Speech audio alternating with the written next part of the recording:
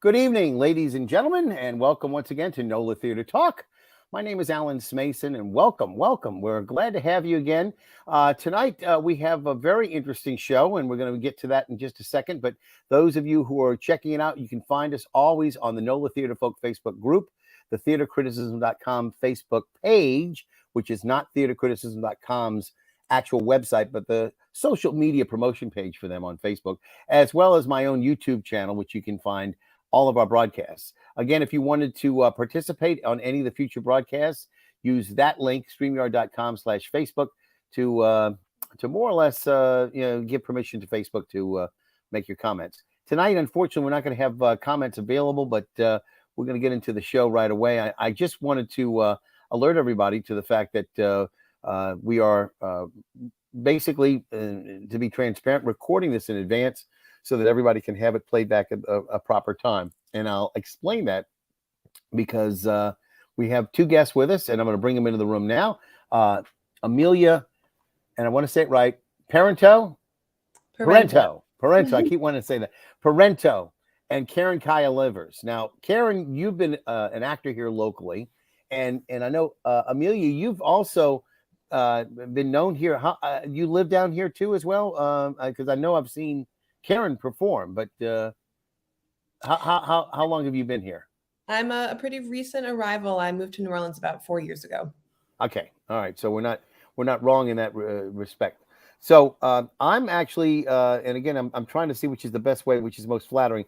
Unfortunately, we had to get both of you on the same computer because we had problems with one of your computers. It was recalcitrant and wouldn't conform to StreamYard. So we have either the side-by-side or the smashed up view. The smashed up view, you have to get a little bit closer together your head. So there you go. So we'll do it that way. So now what we're talking about, and again, I wanted to explain to everybody, is you are presenting at the Ashe Powerhouse Theater coming up on the 2nd, 3rd, and 4th. Is that right?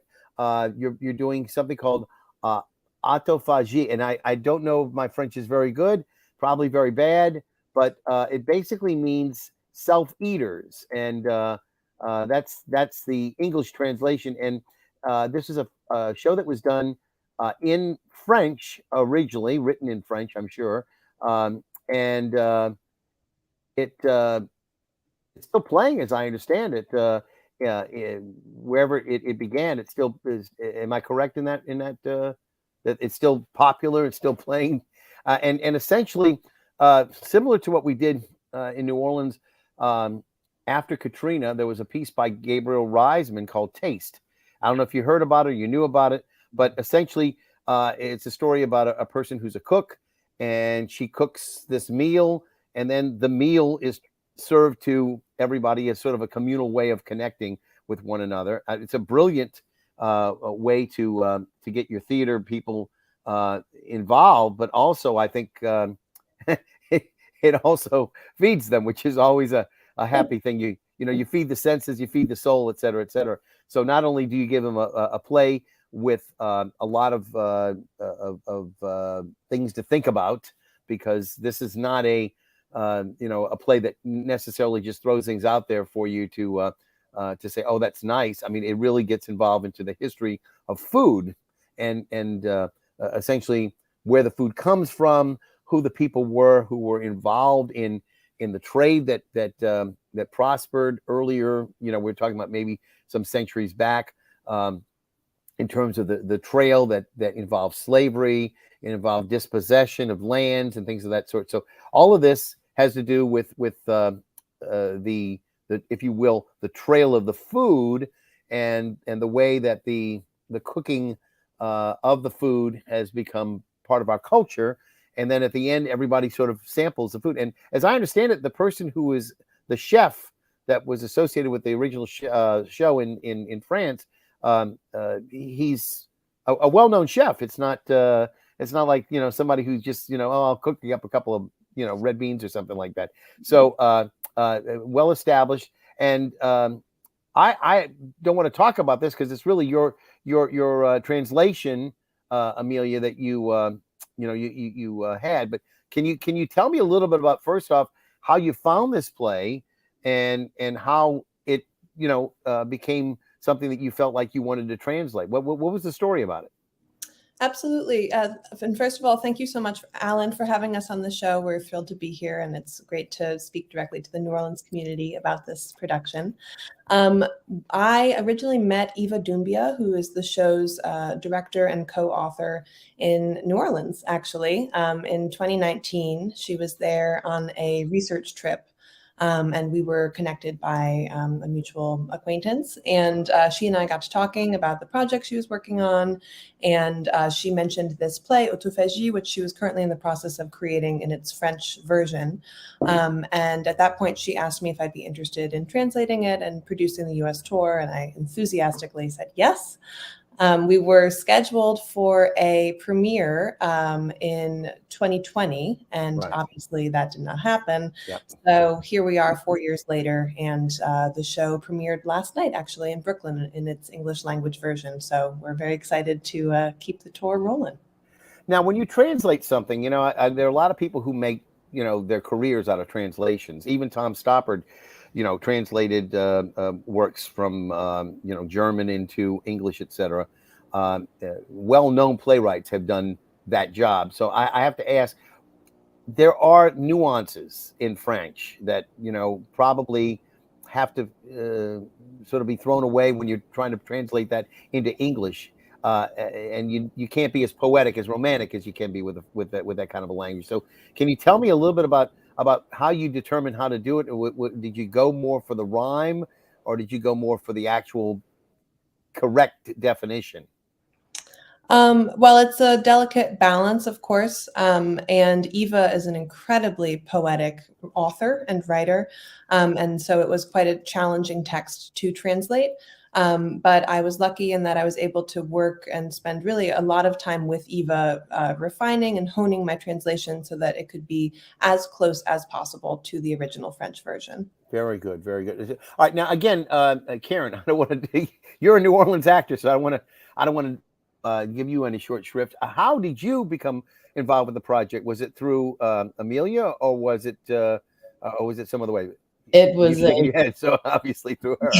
It was an email from Amelia, and she had mentioned that she wanted to talk to me about the possibilities. Now, I didn't read the email all the way through, and I gave her a call because, I didn't know what she wanted, but I thought she wanted, some producing help.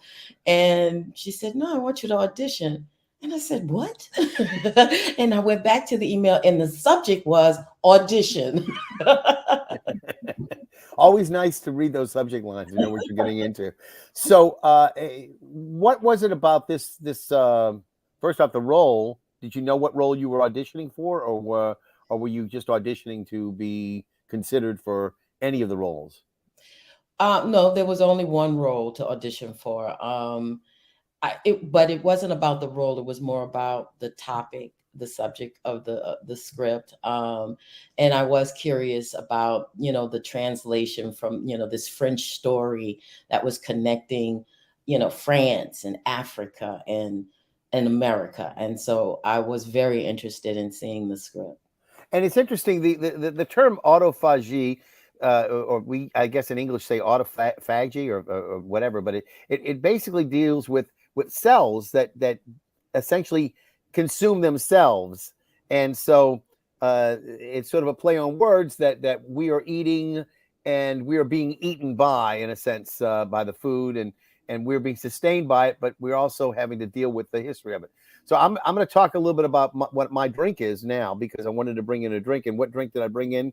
Probably the one that you brought in, because it looked to me like you had a sip of one, a cup of coffee. And I thought to myself, coffee probably is one of the main culprits, if you will, in the trade, etc.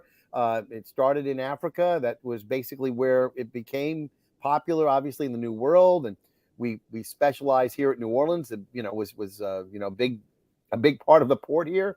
And so I said, what other liquid could I think of that would be more appropriate for this talk? So I don't know what you all brought in. I don't know if I second guessed you when Karen when you saw you drink a cup of there, but was that coffee too? No, I'm drinking water. Oh, okay, that's all right. Drink out of mug. I just like to drink out of mugs. And Amelia, did you bring in anything similar to make us think about what we were having, or is it water too? coffee as well, although I've drunk most of it by now. But okay, but you understand the reasoning. There's a lot of politics in this cup. There's a lot of history in this cup, and a lot of necessarily not good history as well. But again, history that we need to deal with, and that, I think is the whole concept behind this.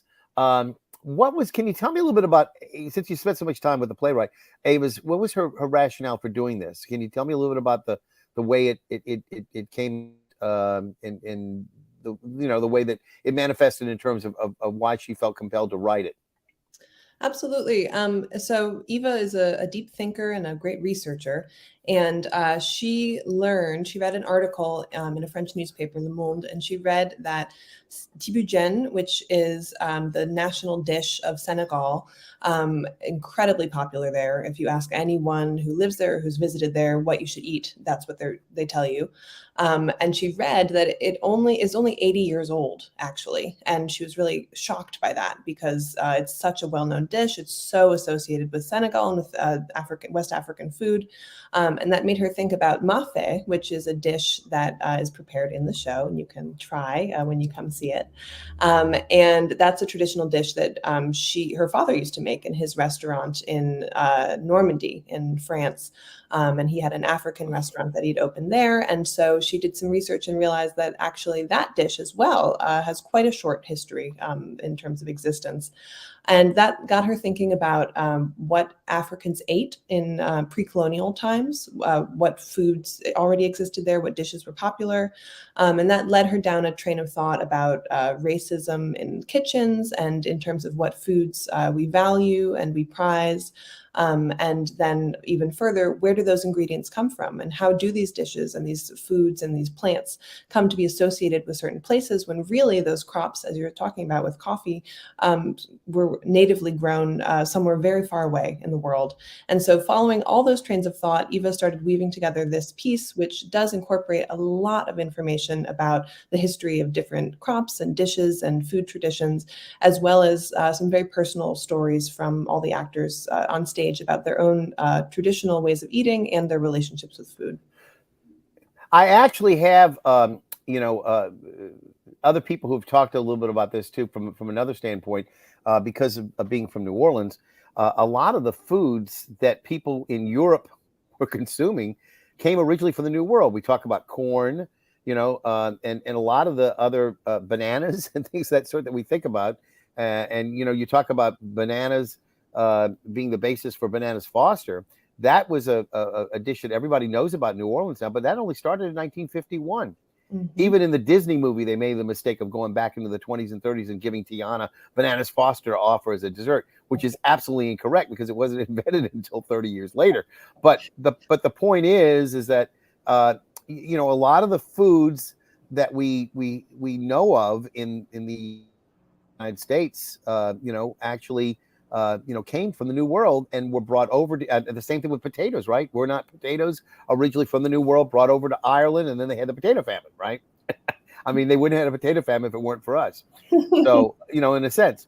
And so there's a lot of history, as I said, that goes on in two ways, from the New World to Europe, and from Europe to the New World. But coffee absolutely came from Africa. I mean, there's no doubt about that.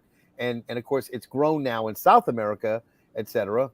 But it had to come from someplace first, So, and the same thing, if you talk about France, you talk about the history of the wine industry. They had a terrible blight back in the 1860s, around the time that we had the Civil War. And that the cuttings that were sent over from California that had been originally planted from French vineyards were sent back over to France and repopulated all the French vineyards. So, there's a lot of help that we've done for each other in terms of maintaining our crops, et cetera. I'm going to play a couple of these little pictures that you've sent me, and I want you to, maybe if you can tell me a little bit about what goes on with the various aspects of the play. I'm not quite sure what part, Karen, you're playing. If some of the people in here are you or not, or would be you, maybe you can tell me a little bit about that. But this is I'm not quite sure who's that character. Can you tell me a little bit about who that might be? Absolutely. That's Angelica Tissier, who is of Japanese origins and French origins. And this is a moment in the show where she's talking about her relationship with rice and her particular memories of growing up and spending time in Japan with her family and working together to create special dishes out of rice. She also then gets into the history of rice, which I won't spoil it for those who Right. want Sure. but very interesting story as well. Yes. Yeah. And those of us who know here in Louisiana, we know a lot about rice as well. Mhm. And then we have that's her again. Yes. And so do we have someone who is filling her role that's a local actor, or is that from New York? So the entire cast from the French production is also performing in the English production, with the exception of Kaia, who is taking Eva's role. Okay. All right. Very good. Very good. So we're going to see these people perform, and they're able to learn the English translation well. Incredibly, Mhm. they've done an Wow. amazing job. Mhm. Better than I could do French, I'm sure. Oh, better than me. I mean, I can do my laissez le bon temps roulette pretty good, you know. But, That's about it for me. so we have there now. This is I've seen some of the little bit that you sent me of the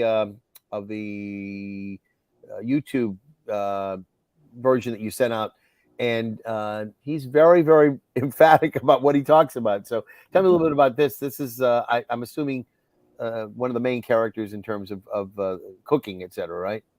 Yes. Do you want to talk about Chef No, Alexander? you know more about all of us. So that's Chef Alexander Bellaola. He is originally from Cameroon, and he has lived in France for most of his adult life. He studied theater at the National Conservatory in Paris, and after he graduated, found that there were very, very few roles for Black men at that time, and so he ended up opening a restaurant. And now he's had a career as a chef for the past 30 years. And this is actually his first time performing and in 30 years. And he's thrilled about this very particular role, which allows him both to cook on stage and to perform. So he's a double threat. Yes. Yeah. He would teach him how to dance. Would be a triple threat then. We never know. And so let's take a look at it. There you go. Mhm. Now, I mean, you can see some of the steam coming off of some of the food that he's cooking there, and you know, I almost got a little bit hungry watching it, you know, because it looks pretty decent, you know, as far as the food goes, and you know, there's a certain sense that you have while you're watching something cook. It's sort of like the genesis of an organic thing that goes on, you know, watching a child grow or some kind of project that you're involved with, and it really pulls you into it. Of course, with cooking, it goes by maybe a lot quicker than watching a child grow. But you know, the point is that there's an involvement that we have, and even seeing it on YouTube, you know, I kind of felt like I was part of the process. Alan, I'd like to add about that is that it's he's actually cooking the meal while the production is going on. Right. And so his process is also part of the performance. And as you're saying, as we get towards the end of the production, the smells of the food is just, you know, you're ready to eat. Right. And again, it gives you an opportunity to have another intersection of a discussion, or at least to think about, you know, where the food comes from and why it is where it is, and the history associated with it. You know, we would be remiss if we did not obviously mention, you know, the terrible history of slavery that's associated with it, and you know, how many people who were enslaved were part of this process of putting food on other people's tables, not necessarily their own tables, right? Exactly. And so when you're eating the food, there's a great appreciation for every bite, every ingredient that is in this bowl. Again, I think it's brilliant that you're able to incorporate all of that. And again, you know, an audience who goes by, I do remember seeing the scaled back version of Oklahoma that was at the Circle in the Round back in 2019. And at intermission, they served vegetarian chili and cornbread to everybody. And, you know, it was like a communal experience. Everybody comes down into the stage where everybody else had been performing for the first act. They get their plate, they go back to where they were seating, they eat, they get finished with it, they throw the plates away because it was all disposable, and then the stage is cleared and the second act begins. So and so everybody has had that communal experience of sharing a meal, and again, I think it's kind of important. Let me show a couple more pictures, and here's probably one of the most iconic, I think, pictures that you can have. Can you describe a little bit about what's going on there? Absolutely. So this is the closing moment of the show. And this is when the ceremonial mafe is served. And so that you can see that Chef Alexandra and the dancer Bamusa, who actually, unfortunately, was not able to join us for this tour. And he's been replaced by Masidi Adiatou, both of them from the Ivory Coast. And Masidi is also the choreographer for the show. So we're very lucky to have his expertise along with us for the tour. But they're serving that dish, and they do it in the center of the stage as Kaia is speaking the closing ceremonial text, and then the audience is invited in a procession to follow them to the next area where everybody sits down to share the meal together. Wow! And now you're doing this at Shea. I mean, that's a nice size theater, and we want to promote this. Are there the tickets being sold, or is it donations? How's this working? Tickets are by donation, and Ashe has all the information on their website. You can reserve there, you can pay online, you can pay at the door. No one will be turned away for lack of funds, and it is 3 nights, so March 2nd, 3rd, 4th at the Powerhouse Theater at 7 p.m. And we want everybody to sort of spread the news around, but not to spread the meals around. One time, coming in for a donation is good. You don't be fed every night because that's not fair. All right. So what do we have? Would this be your role that you'll be doing? Yes. Karen? Okay. Yeah. So tell me a little bit about the character. You said you were more interested in the process rather than the actual character. But tell me a little bit about her that we don't know about before we go into the show. Well, the role is the mistress of ceremony. So basically what I do is introduce the idea and make everyone comfortable with the idea of sharing and having a testimony and opening up about your relationship with food. And from there, the history and the stories begin. Gotcha. So you're the link, if you will, between everybody. You kind of pull it all together. That's fantastic. And again, how was the opening night in New York? You said, as I mentioned, to be perfectly transparent, we're recording this now because we weren't able to do this on Monday. You would be involved in the show, I guess, or traveling on Monday night when we're going to be broadcasting this. So tell me a little bit about how the reception was for people, and where was it that you actually produced this there?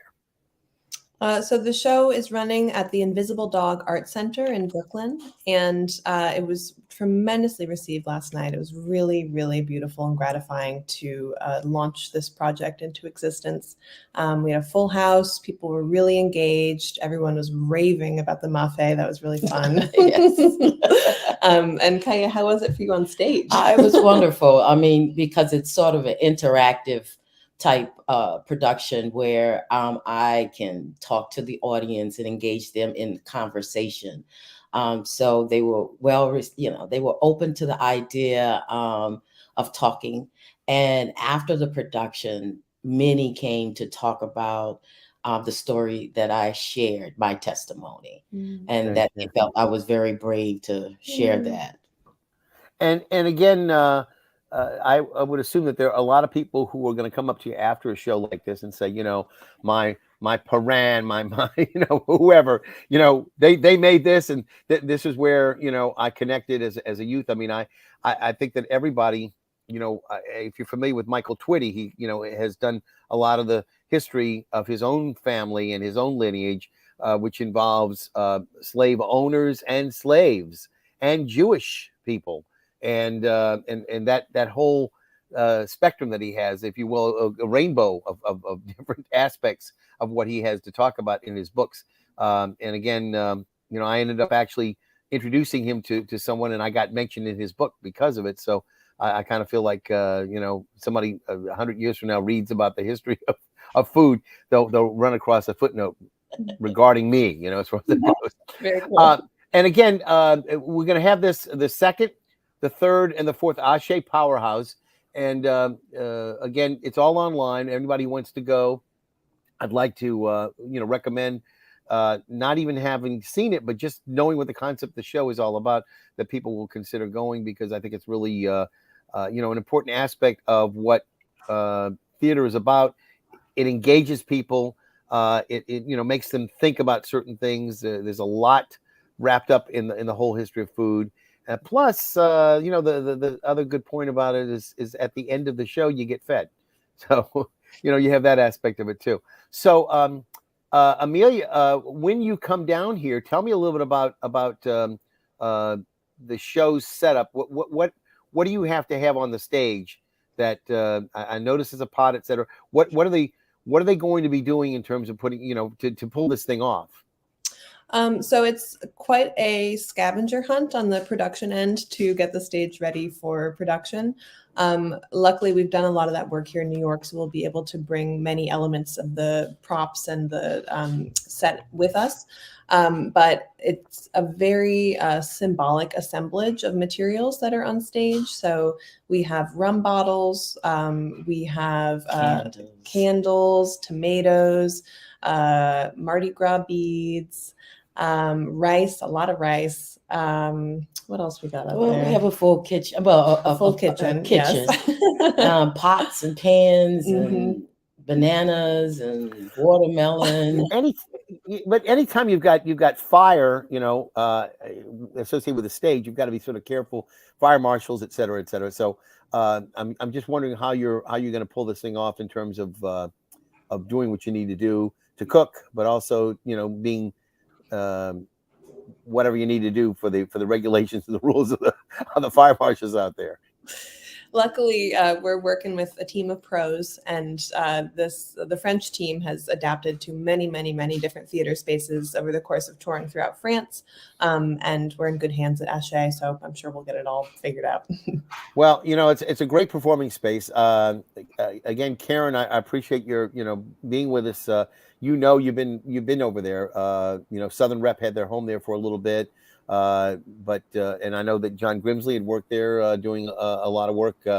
He's up in New York. Did he, by the way, get a chance to see the show, or did you contact him at all, or no? We did reach out to him. We were hoping that we could work with him in New Orleans, but he's involved in a show in Connecticut. Yeah, well, we miss him. The good ones get taken quick. You know how that is. But I do appreciate you being with us tonight. Again, I want to urge everybody: the 2nd, the 3rd, the 4th of March. March is going to come in like a lion, maybe. Maybe, or maybe it'll be a lamb. Either way, we're going to eat them. So, all I can tell you is this is going to be a short-lived production, and then after this, have you got any idea? Will this see life somewhere else? Because I know the world premiere, I would call this also a world premiere in a sense, because it's in New York and you're in the same tour. You're coming here. So after this, where will this go? Or have you got any idea down the road where it'll be? We have high hopes that this English language version will live on and will continue to tour. We don't have any further dates booked yet, but the French production has continued to tour. They have more dates booked throughout the rest of this year, and we hope the English one will continue touring as well.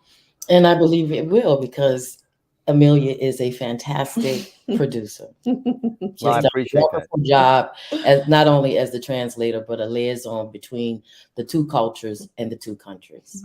Well, I'm interested in seeing it, and I assume you must have kept a little bit of the French, not all English. Is there a little bit of the French in there?